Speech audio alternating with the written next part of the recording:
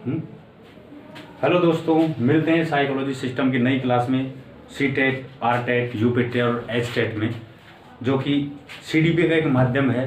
संज्ञानात्मक विकास सिद्धांत आपने पढ़ ही लिया था। आज हम पढ़ेंगे नया सिद्धांत, नई थ्योरी। इम्पोर्टेंट है मनोशारीरिक विकास सिद्धांत, मनोसामाजिक विकास सिद्धांत। मनोसामाजिक, मन और समाज के द्वारा जो नियम बनाए गए हैं, बच्चों के डेवलपमेंट के लिए जो नियम निर्धारित किए गए हैं, उन्हीं नियमों को एक समूह बनाकर एरिक एरिक्सन साहब ने एक सिद्धांत प्रतिपादित किया, जिसका नाम था मनोसामाजिक विकास सिद्धांत। मनोसामाजिक विकास सिद्धांत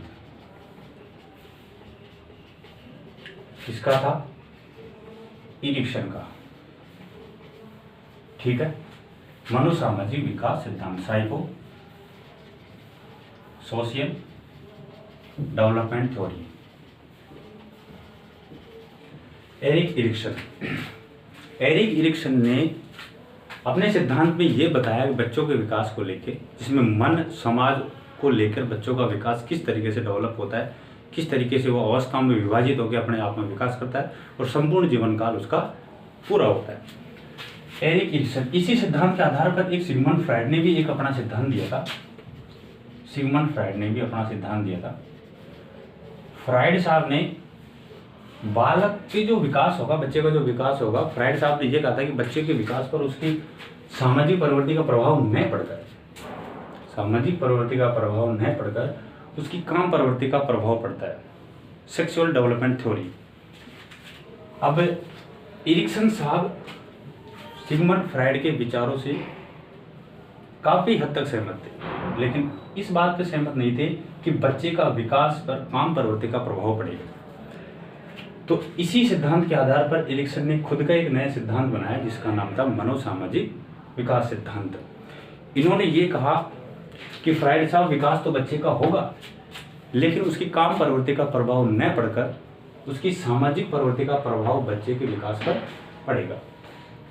तो इसी अवस्थाओं के आधार पर एरिक्सन साहब ने अपने सिद्धांत में 8 अवस्थाओं को वर्णन किया बच्चे की, कि बच्चे का विकास इन 8 अवस्थाओं के आधार पर वर्गीकृत होगा। और काफी हद तक सहमत होने के कारण एरिक्सन को नव्य फ्रायडवादी भी कहा जाता है। नव्य फ्रायडवादी भी कहा जाता है। ठीक है, तो इन्होंने बच्चे की अवस्था किस आधार पर डिवाइड की? इन्होंने ये बताया कि बच्चे का विकास किस आधार पर होगा। अपने आसपास के बच्चों का वातावरण देखते हुए आप खुद पाएंगे कि एरिक्सन के सामाजिक मनोसामाजिक सिद्धांत बच्चे के विकास पर किस प्रभाव इफेक्ट डालता है। इन्होंने पहला, जो बच्चे को जन्म से स्टार्टिंग में जो बच्चा जन्म लेगा उसके आधार पर निर्धारित करते हुए वृद्धावस्था के अंतिम अवस्था तक इन्होंने विकास को समझाया। तो एरिक्सन ने 8 अवस्थाओं में बच्चे को विकास को समझाया। 8 अवस्थाओं में, जिसमें पहली अवस्था थी विश्वास अविश्वास, विश्वास और अविश्वास। जन्म से 1 वर्ष, वो कैसे? जन्म से 1 वर्ष तक का बच्चा विश्वास और अविश्वास में विश्वास करेगा। कैसे? वो अपने माता पिता की शक्ल देखकर, सूरत देखकर, उनके हाव भाव देखकर उन पर विश्वास करने लगेगा। जब आप बच्चे को देखते हो, छोटे से बच्चों को, 1 साल तक के बच्चे को, तो परिचित को देखकर वो मुस्कुराने लगता है, और जब अपरिचित किसी को दिखेगा तो वो मुस्कुराएगा नहीं, वो अपने आप में अजीब सा फील करेगा, क्योंकि ये कोई नया चेहरा उसके सामने होता है। मनोसामाजिक विकास सिद्धांत में पहली अवस्था जो जन्म से 1 वर्ष तक की बताई थी एरिक्सन साहब ने, उस आधार पर इन्होंने बताया। और जो दूसरी अवस्था जो इन्होंने बताई थी, स्वायत्ता और लज्जाशीलता वाली, स्वायत्ता और लज्जाशीलता। 1 वर्ष से 3 वर्ष तक का बच्चा स्वायत्ता, अपनापन और लज्जाशीलता, शर्मिंदगी। 1 से जब 3 साल का बच्चा जब हो जाएगा, तब आप देखना कभी शादी समारोह में हो या किसी प्रोग्राम में हो, जब बच्चा अपने माता पिता और परिजनों के साथ जब रहता है, और जब उसको कोई उसके पास में रिलेशन वाले या कोई नया चेहरा उसके सामने आता है, तो अपने ही घर वालों के पीछे वो छूट जाएगा। क्योंकि उसमें लज्जाशीलता का भाव होता है। जब एरिक्सन साहब का मानना है कि 3 साल तक का बच्चा लज्जाशील रहेगा, अपने आप भी मस्त रहेगा, खुद ही के घर में खेलेगा, दूसरे के घर में या बच्चों के साथ खेल नहीं पाएगा। क्योंकि इस वजह से नहीं खेल पाएगा क्योंकि उसमें बच्चे में भावना का विकास सामाजिकता के आधार पर हो रहा है। इसी सिद्धांत के आधार पर स्वायत्ता और लज्जाशीलता बिल्कुल बिल्कुल मासूम सा रहेगा। घर में तो वो फुल शैतानी करेगा, लेकिन अपरिचित को देख के वो बिल्कुल शर्मिंदगी फील करेगा। ठीक है। और तीसरी जो स्टेप उन्होंने बताई एरिक्सन साहब ने, वो बताई पहल और अपराध बोध की। पहल बनाम अपराध बोध। अपराध बोध कैसे?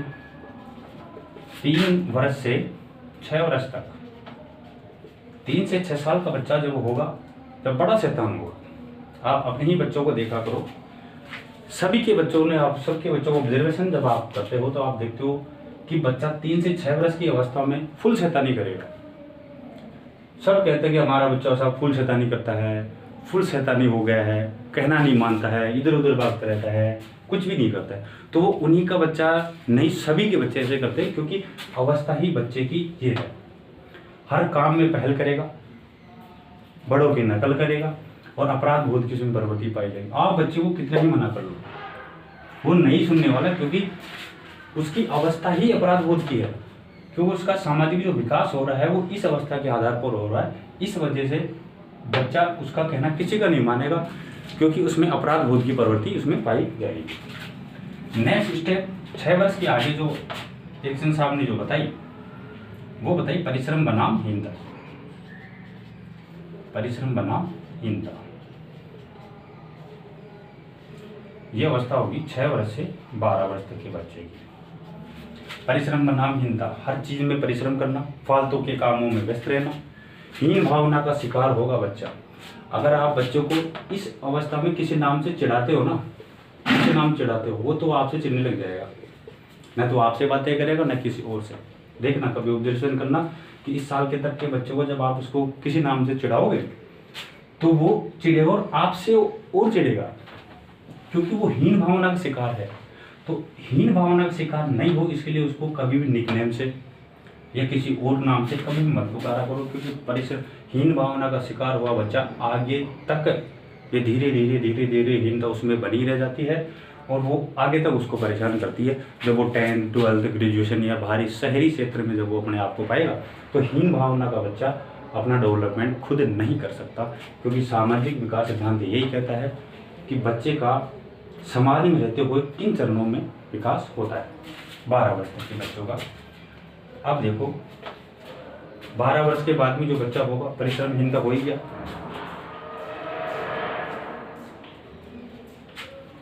और 12 वर्ष के बाद में होगा पहचान संक्रांति वाला, पहचान संक्रांति।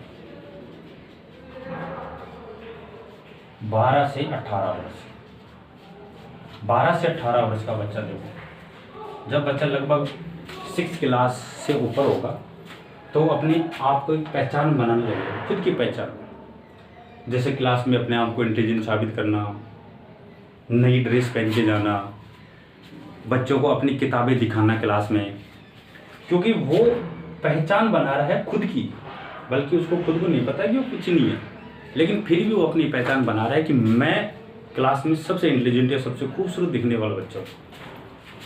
अब यह हो चाहे नहीं, वो बच्चे की सोच के ऊपर है, क्योंकि बच्चा खुद की पहचान बनाने में व्यस्त है। इस अवस्था में बच्चा खुद की पहचान बनाएगा 18 वर्ष तक जब बच्चा होगा तब तक। ठीक है। नेक्स्ट अवस्था में जो बच्चे का विकास होगा एरिक्सन के मानने के अकॉर्डिंग, नेक्स्ट अवस्था में जो बच्चे का विकास होगा 18 वर्ष के ऊपर घनिष्ठता, घनिष्ठता और अलगाव, अलगाव ये होगा 18 से 30 वर्ष में। कैसे?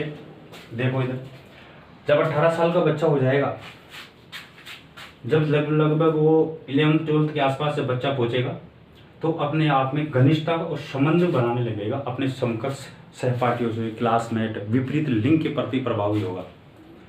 घनिष्ठता अपने फीमेल, मेल या किसी में भी हो सकता है, क्योंकि अब जब उसको आप उसको मना भी करोगे ना कि आप संबंध उन्हीं लोगों से बनाओ जिनमें आप उन लोगों में बैठो जो आपके फ्रेंड सर्किल में हो, लेकिन बच्चा उसके बावजूद भी नहीं मानेगा, वो उसी दोस्तों के पास बैठेगा जो उसके घनिष्ठ होंगे, उसकी सोच के अकॉर्डिंग सोचने वाले होंगे, चाहे वो लड़का कैसा भी हो, चाहे वो लड़की हो, चाहे कोई भी हो। क्योंकि एज डिसाइड करती है बच्चे के मानसिक विकास को। और अगर घर वाले उसको इस चीज़ के समझाते हैं तो वो उन्हीं को अपनी स्वतंत्रता में बाधा समझने लगता है।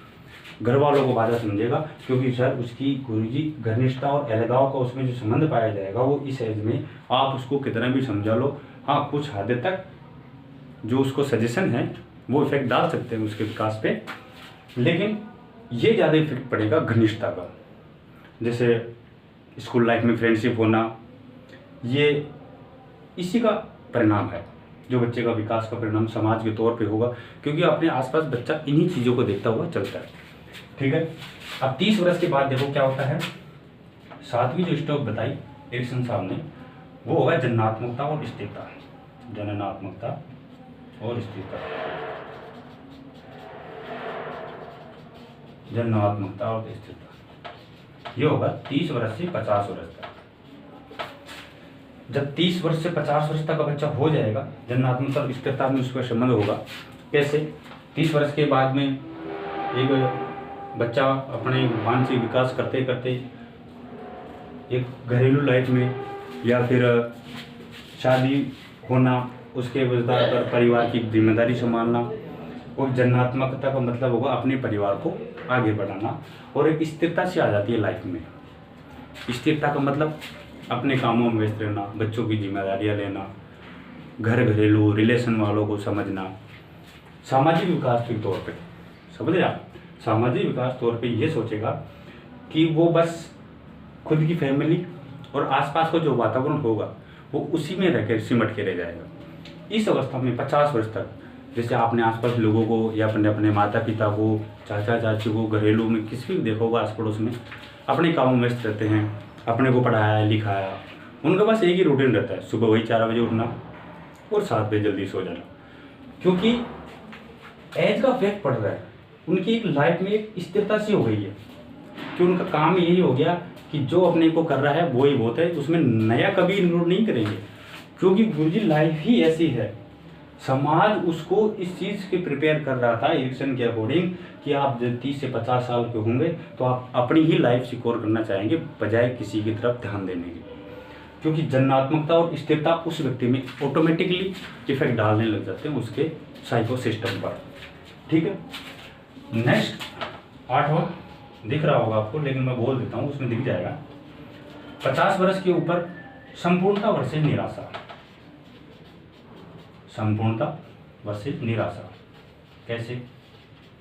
50 से ऊपर, अब जब 50 साल से ऊपर हो जाओगे आप तो एक जिंदगी में एक संपूर्णता सी हो जाएगी। संपूर्णता मतलब समझते हो कि कुछ ही नहीं रखा। जिंदगी जब आप सब कुछ देख लेते हो तो आपको ऐसे लगता है कि कुछ नहीं रखा। आपने बड़े बूढ़ों को सुनते कहते हुए सुना होगा कि 50 साल से ऊपर जैसे आप इस अवस्था में हैं फिलहाल 18 से 30 वाले में, जब आपने किसी को क्वेश्चन किया हो अपने ही माता पिता से, चाचा चाची से या आस पड़ोस से, तो या फिर हम कुछ शैतानी कर रहे हो तो वो क्या कहते हैं कि कुछ नहीं रखा, थोड़े से दिन रुक जा, पता लग जाएगा सब चीज़। क्योंकि वो इस अवस्था से गुजरते हुए संपूर्णता वर्सेस निराशा वाली अवस्था में है। और ये अवस्था ऐसी गति जिंदगी में कुछ ही नहीं है। वो अपना राम नाम जपना, सुबह उठना, आराम करना, 2 टाइम भगवान का नाम लेना, खाना पीना और सोना, उनको ऐसे लगता है कि फालतू जिंदगी में आई जिंदगी और गई। नहीं समझा? संपूर्णता वर्सेस निराशा।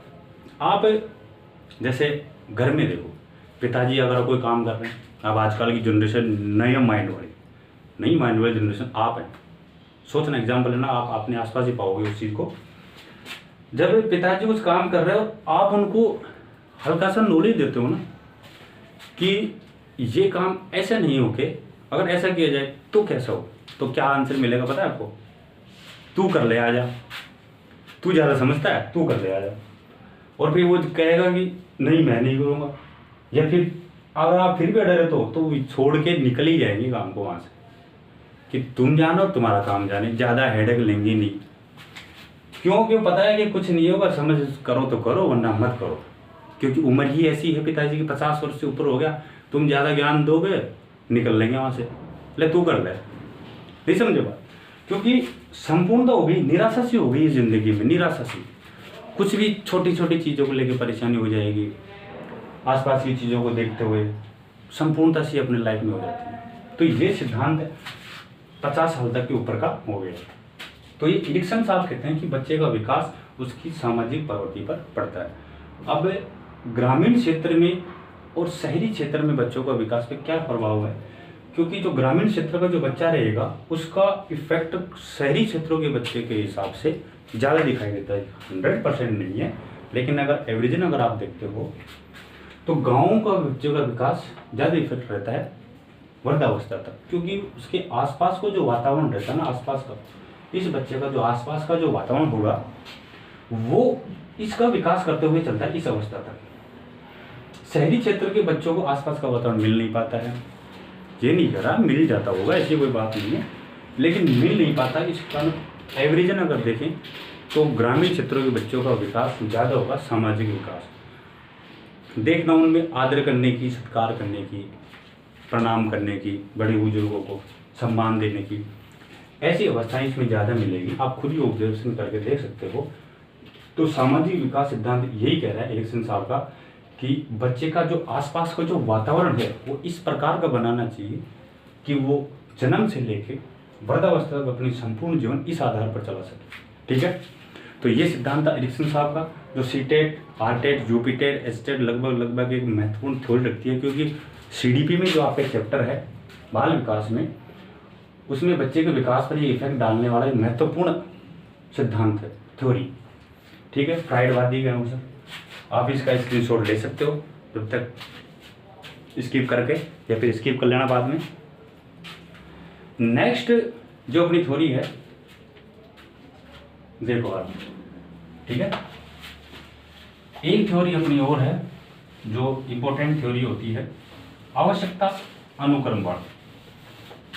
आवश्यकता इंसान को किस प्रकार प्रेरित करती है किसी भी चीज में संलग्न होने के लिए या फिर काम करने के लिए। बिना आवश्यकता कैसे इंसान कुछ भी काम नहीं कर सकता अगर आपकी आवश्यकता नहीं होगी तो। कैसे वो देखो, एक सिद्धांत आवश्यकता अनुक्रम सिद्धांत। आवश्यकता अनुक्रम सिद्धांत, मैस्लो साहब का एक सिद्धांत है, आवश्यकता अनुक्रम वाला सिद्धांत। कैसे?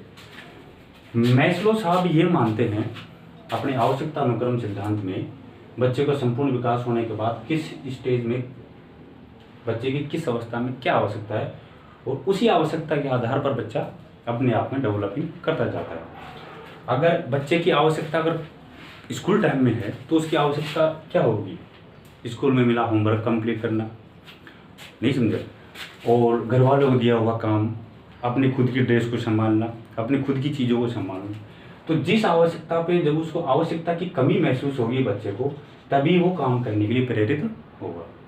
अगर उसको आवश्यकता ही नहीं होगी तो बिल्कुल ही काम नहीं करेगा। इसी वजह से स्कूल में होमवर्क दिया जाता है बच्चे को घर पे बिजी रखने के लिए। उसका भी एक रीजन होता है कि जब उसको कमी महसूस होगी तभी उसको आवश्यकता होगी। आवश्यकता ही प्रेरित बच्चे को प्रेरित करेगी काम करने के लिए।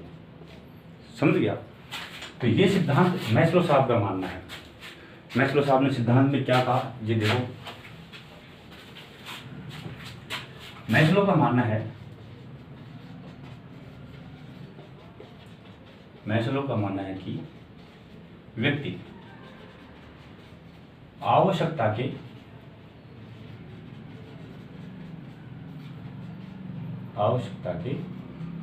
जिस स्तर पर होगा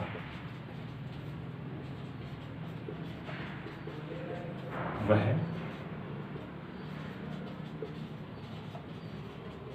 उसी प्रकार की आवश्यकता से प्रेरित हो सकेगा।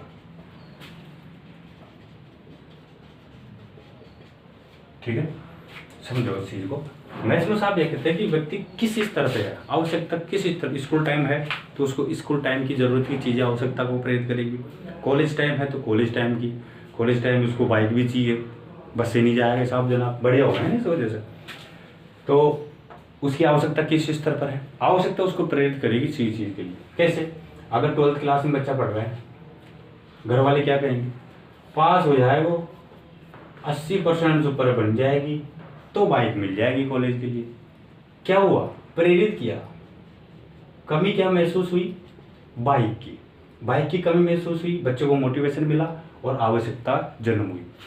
मतलब कहने का मतलब आवश्यकता ही आपको काम करने के लिए प्रेरित करेगी। मैस्लो साहब का कहना है ये कि बच्चा किस प्रकार आवश्यकता को प्राप्त करते हुए अपनी संपूर्ण जीवन गुजारता है। देखो, तो आवश्यकता के अनुक्रम सिद्धांत बताते हुए मैस्लो साहब ने 5 अवस्थाएं बताई, इंसान की पूरी लाइफ की 5 अवस्थाएं, जिन्होंने एक त्रिभुजाकार आकृति में उन्होंने को रखा। ठीक है,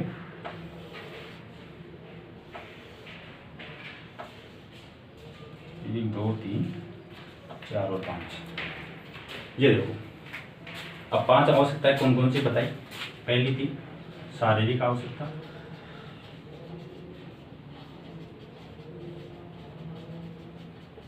दूसरी सुरक्षा की आवश्यकता, मानसिक आवश्यकता, सामाजिक आवश्यकता और आत्मसिद्धि की आवश्यकता। ठीक है, कैसे? देखो इस चीज को, व्यक्ति जिस स्तर पर रहेगा, बेस आपका शारीरिक आवश्यकता से लेकर चालू हो रहा, आत्मसिद्धि बाल्यावस्था से लेकर वृद्धावस्था तक इस चीज में सीमित करते हुए मैस्लो साहब ने इनका वर्णन किया त्रिभुजाकार आकृति में। मैस्लो साहब ये कहते हैं कि अगर व्यक्ति शारीरिक आवश्यकता को महसूस कर रहे हैं तो वो उसी प्रकार की आवश्यकता से प्रेरित हो सकेगा। कैसे? जैसे जिम जाने वाले बच्चे जो होते हैं, शरीर की तरफ ध्यान देने वाले, स्मार्टनेस दिखने वाले या अपने आप को साबित करने वाले, चाहे वो हो चाहे नहीं हो, बल्कि कई तो लंगूर से दिखते हैं, नीली पैंट, पीले जूते, हरे बाल, देखा होगा आपने। अब शारीरिक आवश्यकता का बच्चे का स्तर है, जैसे वो जिम जाने वाला बच्चा है। अगर जिम जाने वाला बच्चा शरीर की तरफ ध्यान दे रहा है, फैशन डिजाइनिंग वाला, फिल्म इंडस्ट्री में काम करने वाला, मतलब शारीरिक आवश्यकता किस इस अवस्था में है। अगर उसके सामने आप राजनीति की बातें करो, कर पाएगा क्या? नहीं कर पाएगा। क्यों? क्योंकि उसकी आवश्यकता ही नहीं है। तुम्हें और बेवकूफ समझेगा। किस प्रकार की बातें करेगा? साइंस की बातें करो, करेगा क्या? नहीं करेगा। किस प्रकार की बातें करोगे? शारीरिक आवश्यकता। अगर वो आपके सामने उसकी तारीफ करो, वाह क्या लग रहा है, खुश होगा आपसे। क्यों? क्योंकि उसकी आवश्यकता भी वही थी और आपने 2 शब्द तारीफ के बोला तो वो अपनी आवश्यकताओं को पूर्ति हुई। तो इस अवस्था की हुआ कि नहीं हुआ? शारीरिक आवश्यकता उसको प्रेरित कर रही है। सुरक्षा की आवश्यकता, अगर किसी चीज को डर है, सुरक्षा की आवश्यकता को लेके डर है, तो वो इसी चीज से प्रेरित होगा। जैसे सिक्योरिटी अगर आप उसको दोगे, सुरक्षा जैसे असहज महसूस करना, अगर समाज में रहते हुए व्यक्ति अपने आप को असहज महसूस करता है या फिर उसके आसपास का जो वातावरण उसको सहजता प्रदान करेगा, पड़ोसी, रिश्तेदार, रिलेशन वाले कहते हैं कि डरने की कोई बात नहीं, ऐसे वैसे, या फैमिली में किसी की डेथ होना, तो ये सिक्योरिटी, सुरक्षा की फील करवाएगा। आसपास का वातावरण जो उसको सुरक्षा फील करवाएगा, वो ही वातावरण उसको उसी चीज से वो प्रेरित होगा आवश्यकता को लेकर। इसी प्रकार मानसिक आवश्यकता, बच्चे की मानसिक आवश्यकता है कि मुझे गवर्नमेंट जॉब लगनी है। अब अगर गवर्नमेंट जॉब लगनी है तो वो इसी प्रकार की आवश्यकता से प्रेरित होगा। उसका आसपास का वातावरण कैसा होना चाहिए? पढ़ाई का सेक्टर का। इसी वजह से ग्रामीण क्षेत्र के लोग परिवेश बदलने के लिए बच्चे को शहरी क्षेत्र में भेजते हैं कि बच्चे की जो आवश्यकता होगी वो उसी वातावरण के अकॉर्डिंग ऑटोमेटिकली उसमें ढल जाएगा। अगर बच्चा मानसिक आवश्यकता को लेकर है गवर्नमेंट जॉब में, तो आप उससे अनन्य बातें करके देखो, नहीं बोल पाएगा और आपको बेवकूफ़ समझेगा, फालतू माता का। सही बात है, बिल्कुल माता खाएगा, क्योंकि उसकी आपने आवश्यकता का स्तर नहीं जाना। आप किसी भी लेवल के हो, आप ऑब्जर्वेशन करते टाइम व्यक्ति को ये देखो कि व्यक्ति आवश्यकता के किस स्तर पर है। ये पर्सनैलिटी पहचानने का एक सिद्धांत भी अपने आप में थ्योरी विकसित होती है कि आप ये महसूस करो कि आवश्यकता के किस स्तर पर इस व्यक्ति से किस प्रकार की बातें की जाए। आपको पता लग गया कि शारीरिक आवश्यकता वाला आदमी है तो उसी प्रकार से बातें करो। सुरक्षा वाला है तो उस प्रकार से करो, मानसिक स्तर पर है तो उस प्रकार करो। पढ़ाई की बातें करने वाला बच्चा आपसे पढ़ाई की ही बातें करेगा, क्योंकि उसका लेवल गुरुजी मानसिक स्तर, मानसिक आवश्यकता उसको प्रेरित करेगी आगे बढ़ने के लिए। ठीक है। उसी प्रकार सामाजिक आवश्यकता, समाज में जो प्रतिष्ठित लोग होते हैं, पंच सरपंच अपने गांव में जो देखा होगा, पार्षद जो भी है उच्च लेवल तक, लोकसभा राज्यसभा, सामाजिक प्रवृत्ति का जो आदमी होगा, आप उससे समाज की ही बातें आपको देखने को सुनने को मिलेंगी। नेता जो लोग होते हैं उनके आसपास का वातावरण ही उस प्रकार का बना रहता है, क्योंकि उसकी आवश्यकता ही सामाजिक है। सामाजिक जो गांव में जो बड़े बूढ़े लोग होते हैं वो अगर सामाजिक प्रवृत्ति होंगे, उनके सामने आप फालतू की बातें करो, शारीरिक आवश्यकता ले जाओ, ले जाके देखो, अप्लाई करो। आप ही के घर में दादाजी हैं, अब आप सामाजिक आवश्यकता के व्यक्ति के सामने शारीरिक आवश्यकता लेके जा रहे हैं, नीले बाल करवा के, पीली पैंट, हरी कमीज पहन लिए साहब, अब दादी के सामने पेशो, कैसे लग रहा हूँ? बेवकूफ़ और समझेगा, लट्ठो पड़ेगी जो अलग। क्यों? क्योंकि आपने सामाजिक आवश्यकता वाले व्यक्ति के सामने शारीरिक सुरक्षा की आवश्यकता वाली बातें कह दी। तो इसी प्रकार सामाजिक प्रवृत्ति वाला आदमी भी इसी प्रकार की आवश्यकता से प्रेरित हो सकेगा। शादी ब्याह में जाएंगे, दादाजी कहाँ बैठेंगे? कहाँ बैठेंगे? अरे महिलाओं में नहीं मूर्खों, अपने समकक्ष से बड़े बूढ़ों में, क्योंकि प्रवृत्ति ही उसकी आवश्यकता, सामाजिक आवश्यकता है। बेवकूफ, इधर देखो। Next level आत्मसिद्धि। साधु सन्यासी देखा होगा, थोड़े दिनों बाद तुम भी बन जाओगे, कुछ भी नहीं लगे तो। आत्मसिद्धि, आत्मसिद्धि की जो आवश्यकता है ये संपूर्णता की काम करती है इंसान की लाइफ में। आत्मसिद्धि कि जिंदगी में जो था वो पूरा हो लिया, अब मैं भला और भगवान भला, राम राम जपना और पराया माल तुम्हारा। ठीक है, हैप्पी? सुनना भी चाहते हो तुम्हारा ही हो। आत्मसिद्धि की आवश्यकता, ठीक है। तो इस प्रकार ये आवश्यकताएं ये डिसाइड करती है मैस्लो साहब की कि व्यक्ति आवश्यकता के जिस स्तर पर होगा तो गुरुजी उसी प्रकार की आवश्यकता से प्रेरित हो सका। आप उसको किसी भी बातें कर लो, आप उसका लेवल देखो मानसिकता का कि किसी लेवल, आपको ऑटोमेटिकली अच्छा लगने लगोगे आप उसको, जब उसकी अकॉर्डिंग ही आप बातें करोगे।